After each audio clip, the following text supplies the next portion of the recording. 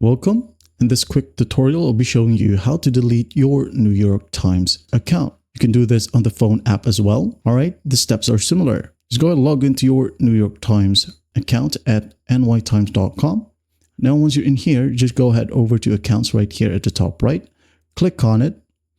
Now, go ahead and select accounts settings. All right, click on it and wait for the website to load. Now, once it loads, go ahead and scroll all the way down until you find delete your account. All right, make sure that you're in the accounts tab. Click on delete your account and wait for the website to load. It says you'll permanently lose access to all history associated with this account. You will no longer be able to use features that require a New York Times account, and this cannot be undone. You can go ahead and tell the reason why you wanted to delete or why you wanted to opt out. But this is optional. You can just leave it blank and just basically click on this tick box right here. This is basically you saying that you confirm that you want to delete your New York Times account. Now, once that's done, just hit on delete account.